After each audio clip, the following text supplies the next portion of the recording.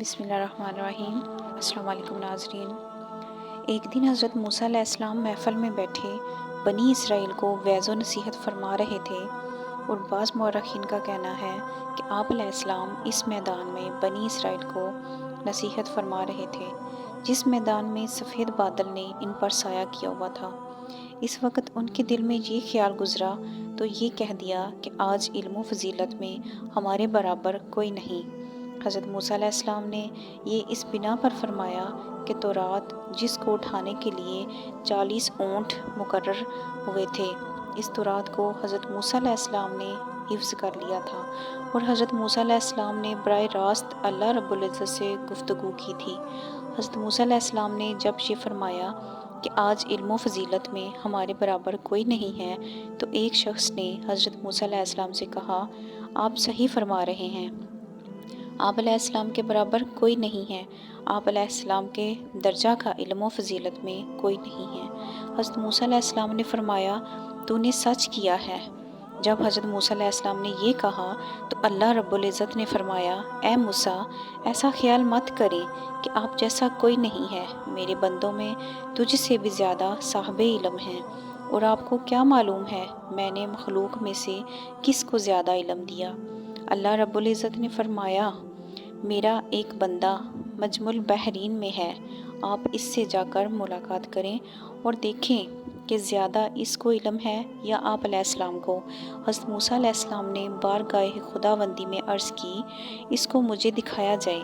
اللہ رب العزت نے فرمایا، اے موسیٰ، مجمع البحرین کے پاس ایک میدان ہے، اس میں وہ بندہ رہتا ہے، وہ گمراہوں کو راہ بتائے گا، اور زندہ کو مردہ اور مردوں کو زندہ کرتا ہے، اور بہت سے کام کرتا ہے۔ اس کا نام خضر علیہ السلام ہے۔ آپ علیہ السلام اس کے پاس جائیں اور دیکھیں اس میں کیا کرامات ہیں۔ تب حضرت موسیٰ علیہ السلام نے حضرت یوشع کو اپنے ساتھ لیا اور مجمع البحرین کی جانب روانہ ہو گئے۔ حضرت موسیٰ علیہ السلام نے اپنے ساتھی حضرت یوشع سے فرمایا، آپ میرے ساتھ چلیں یہاں تک کہ ہم اس جگہ پہنچ جائیں جہاں دو دریا آپس میں ملتے ہیں، جب تک ہم وہاں تک نہیں پہنچ جائیں گے ہم چلتے رہیں گے۔ مجمع البحرین دو دریاؤں کا نام ہے جو فارس اور روم کے مابین جانب مشرق کے واقع ہے، اور اس کے ساتھ زنبیل کے اندر بھنی ہوئی نمک لگی مچھلی تھی۔ معلم التنزیل اور قصص الانبیاء میں ہے کہ آپ علیہ السلام نے تلی ہوئی مچھلی اپنے ساتھ لی تھی تاکہ بوقت بھوک اس کو کھائیں۔ جب آپ حضرت یوشع نے دریا کے کنارے ایک پتھر کے قریب زنبیل رکھ کے اس دریا کے پانی سے وضو کیا، اور ایک قطرہ پانی کا ان کی انگلی سے اس مچھلی پر ٹپکا، فوراً وہ مچھلی اٹھی، زنبیل میں سے سرنگ بنا کر دریا میں نکل پڑی۔ حضرت یوشع نے کہا کہ میں یہ ماجرا حضرت موسیٰ علیہ السلام کو بتاؤں، مگر حضرت موسیٰ علیہ السلام سوئے ہوئے تھے۔ جب آپ علیہ السلام نیند سے بیدار ہوئے تو حضرت یوشع حضرت موسیٰ علیہ السلام کو بتانا بھول گئے، یعنی وہ زنبیل بھول گئے۔ دونوں چلے راہ میں، پھر دوسرے دن فجر کی نماز پڑھ کے جلد روانہ ہوئے۔ راہ میں حضرت موسیٰ علیہ السلام کو بھوک لگی، اس وقت یوشع سے وہ مچھلی کھانے کو مانگی۔ حضرت موسیٰ علیہ السلام کو جب بھوک لگی تو انہوں نے اپنے ساتھی حضرت یوشع سے کہا، وہ مچھلی اور کھانا لاؤ تاکہ ہم کھانا کھائیں۔ حضرت یوشع نے عرض کی، اے موسیٰ علیہ السلام، جب ہم اس جگہ جہاں ہم نے پتھر کے پاس سے آرام کیا اور ہم سوئے ہوئے تھے، میں بھول گیا تھا، اور مجھ کو یہ بھلا دیا شیطان نے کہ میں آپ علیہ السلام سے اس کا ذکر کروں، اور وہ اپنی راہ کر گئی اور دریا میں عجیب طرح سے چلی گئی، اور وہ زندہ ہو کر دریا میں تیرتی ہوئی گئی، اور جہاں جہاں سے گزرتی گئی ایک سرنگ نما بناتی گئی۔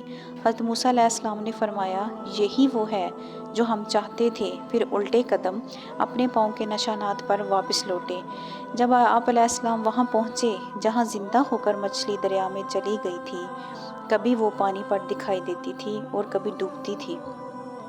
اس کو دیکھ کر حضرت موسیٰ علیہ السلام دریا میں گئے اور غوطہ لگایا تاکہ اس مچھلی کو پکڑیں۔ حضرت موسیٰ علیہ السلام جب دریا میں گئے تو ایک گنبد دیکھا جو پانی پر معلق تھا۔ حضرت خضر علیہ السلام اس میں نماز پڑھ رہے تھے۔ حضرت خضر علیہ السلام جب نماز سے فارغ ہوئے تو حضرت موسیٰ علیہ السلام نے سلام کیا اور آپ کے ساتھ بیٹھ گئے۔ انہوں نے آپ علیہ السلام سے حال احوال دریافت کیا۔ حضرت موسیٰ علیہ السلام فرماتے ہیں کہ میں اسی اشنا میں ایک پرندہ آیا اور اس نے آپ کے سامنے ایک قطرہ پانی کا اپنی چونچ میں لیا اور چلا گیا۔ حضرت خضر علیہ السلام نے ان سے کہا، اپنے تئیں سمجھے ہو کہ علم میں سب سے زیادہ ہوں، حالانکہ علم اول و آخر، ظاہر و باطن نبی آدم کا اللہ کے نزدیک اس سے بھی کمتر ہے۔ جیسا کہ اس پرندے نے ایک قطرہ پانی کا سمندر سے لیا، ایسا ہی اللہ تعالیٰ کے نزدیک تمہارا ہمارا علم کیا چیز ہے۔ بس اللہ رب العزت نے آپ کی تربیت فرمائی۔ بس اللہ تعالیٰ کی طرف سے ایک علم مجھے عطا کیا گیا ہے، آپ کو نہیں، اور ایک علم آپ علیہ السلام کو عطا کیا گیا ہے، مجھے نہیں۔ حضرت موسیٰ علیہ السلام نے حضرت خضر علیہ السلام سے کہا، جو علم اللہ رب العزت نے آپ علیہ السلام کو سکھایا ہے وہ مجھے بھی سکھائیں۔ حضرت خضر علیہ السلام نے کہا، آپ علیہ السلام میرے ساتھ صبر نہیں کر سکیں گے؟ اور آپ علیہ السلام کیوں کر صبر کریں گے اس چیز کا جس کا آپ علیہ السلام کو علم نہیں؟ کیونکہ میرا علم باطنی ہے تو اس کو دریافت نہ کر سکے گا، کیونکہ باطن کا حال معلوم کرنا بڑا محال ہے۔ حضرت موسیٰ علیہ السلام نے کہا، اے خضر علیہ السلام، اگر اللہ تعالیٰ نے چاہا تو آپ مجھے صبر کرنے والا پائیں گے اور میں نافرمانی نہیں کروں گا اور میں آپ کے کسی حکم کی عدولی نہیں کروں گا۔ حضرت خضر علیہ السلام نے کہا، آپ علیہ السلام میری پیروی کرنا اور مجھ سے کسی قسم کا سوال نہ کرنا جب تک کہ میں آپ علیہ السلام کو دکھانے کی کوئی چیز نہ دکھاؤں۔ حضرت موسیٰ علیہ السلام اور حضرت خضر علیہ السلام نے باہمی عہد کیا اور چل پڑے، یہاں تک کہ جب وہ سوار ہوئے ایک کشتی پر تو حضرت خضر علیہ السلام نے اس کشتی میں سوراخ کر دیا۔ اس پر حضرت موسیٰ علیہ السلام نے کہا، آپ نے کشتی میں سوراخ کر دیا تاکہ یہ ڈبو دے لوگوں کو۔ حضرت خضر علیہ السلام نے کہا، میں نے آپ سے نہ کہا تھا کہ آپ میرے ساتھ صبر نہ کر سکیں گے؟ حضرت موسیٰ علیہ السلام نے مجھے اس بھول پر پکڑ نہ کریں اور مجھ پر مشکل کام نہ ڈالیں۔ اس کے بعد دونوں چل پڑے، یہاں تک کہ ان کی ملاقات ایک لڑکے سے جو لڑکوں کے ساتھ کھیل رہا تھا تو حضرت خضر علیہ السلام نے اس کو مار ڈالا۔ حضرت موسیٰ علیہ السلام نے کہا، اے خضر، آپ علیہ السلام نے یہ کام نامعقول کیا ہے۔ حضرت خضر علیہ السلام نے حضرت موسیٰ علیہ السلام سے کہا، کیا میں نے آپ سے نہیں کہا تھا کہ آپ میرے ساتھ صبر نہ کر سکیں گے؟ حضرت موسیٰ علیہ السلام نے حضرت خضر علیہ السلام سے کہا، اب میں اگر آپ سے کوئی سوال کروں تو آپ مجھے اپنے ساتھ نہ رکھنا۔ پھر دونوں چل پڑے، یہاں تک کہ ایک گاؤں میں پہنچا۔ ان دونوں نے گاؤں کے لوگوں سے کھانا مانگا مگر انہوں نے کھانا دینے سے انکار کر دیا اور آپ علیہ السلام کی ضیافت نہ کی۔ بس دونوں اس گاؤں میں سے ایک گرتی ہوئی دیوار کے پاس سے گزرے تو حضرت خضر علیہ السلام نے اس گرتی ہوئی دیوار کو مرمت کر کے سیدھا کر دیا۔ حضرت موسیٰ علیہ السلام نے کہا، اگر آپ چاہتے تو ان سے دیوار کے درست اور مرمت کرنے کی مزدوری لے لیتے، مگر آپ نے بغیر مزدوری کے ان کا کام کر دیا، جبکہ انہوں نے ہمیں کھانا تک نہ دیا۔ حضرت خضر علیہ السلام نے کہا، جو کام اللہ تعالیٰ کے حکم سے کرنا ضروری ہو اس پر ہم مزدوری نہیں لیتے۔ حضرت موسیٰ علیہ السلام نے حضرت خضر علیہ السلام سے پہلی بار بھول کر سوال کیا تھا اور دوسری بار باہمی اقرار کے بعد اور تیسری دفعہ رخصت ہو جانے کی شرط پر، کیونکہ حضرت موسیٰ علیہ السلام سمجھ گئے تھے کہ یہ علم میرے ڈھب کا نہیں ہے، میرا علم وہ ہے جس میں مخلوق اس کی پیروی کرے اور اس کا بھلا ہوا، اور حضرت خضر علیہ السلام کا علم وہ ہے کہ دوسرے کو اس کی پیروی نہ بن آئے۔ تب حضرت خضر علیہ السلام نے کہا، اے موسیٰ، آپ نے عہد اپنا شکست سے کیا، میں نے تجھ سے پہلے ہی کہا تھا کہ آپ علیہ السلام میرے کاموں کو دیکھ کر صبر نہ کر سکیں گے، اب آپ اور میری جدائی کا وقت آ گیا ہے۔ حضرت خضر علیہ السلام نے وہ تینوں باتیں جن پر حضرت موسیٰ علیہ السلام نے سوال کیا تھا آپ علیہ السلام کو بتا دی۔ پہلا کام جس پر حضرت موسیٰ علیہ السلام نے سوال کیا، اس کا جواب دیا کہ وہ کشتی جس پر ہم سوار تھے وہ فقیرہ اور محتاج لوگوں کی تھی اور وہ اس سے کماتے اور محبت کرتے تھے، بس میں نے چاہا کہ میں اس میں کوئی عیب لگا دوں کیونکہ میں جانتا تھا کہ ایک ظالم بادشاہ بغیر عیب کے کشتی کو چھین لیتا تھا اور عیب والی کشتی نہ چھینتا تھا، سو میں نے عیب لگا دیا۔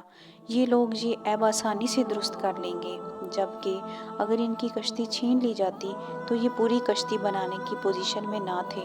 اور رہا دوسرا کام کہ بغیر کسی عذر کے لڑکے کو قتل کر دینا، تو اس کے ماں باپ تھے جو ایماندار تھے۔ حضرت خضر فرماتے ہیں، مجھے خدشہ ہوا کہ میں اپنے ماں باپ کو اپنی محبت میں گرفتار کر کے سرکشی اور کفر کا ارتکاب کروائے گا۔ بس اگر یہ لڑکا بڑا ہو جاتا تو موذی اور بدراہ ہوتا، اس کے ماں اس کے ساتھ خراب ہوتے۔ بس میں نے چاہا کہ اللہ تعالیٰ ان کو جزا دے گا اور وہ صبر کریں گے، اس لیے میں نے اس کو مار ڈالا تاکہ ان کا ایمان محفوظ رہے اور اس کے والدین اور مخلوق اس کے شر سے محفوظ رہے۔ اور رہا تیسرا کام دیوار کو درست کرنے کا، تو اس میں دیوار کے مالک یتیم بچے تھے جن کے والد صالح تھے، اور ان کے والد نے اس کے نیچے خزانہ مدفون کر رکھا ہوا تھا۔ اگر دیوار گر جاتی تو لوگ خزانے لے لیتے اور اس کے یتیم بچے جو ابھی چھوٹے تھے اس سے محروم رہتے۔ اور ان دونوں بچوں کے والدین صالح تھے، وہ لوگوں کو قرض دیتے تھے اور اس کا تقاضا نہ کرتے تھے اور ان سے نرمی سے پیش آتے تھے اور خلق خدا کو تکلیف و آزار نہیں دیتے تھے۔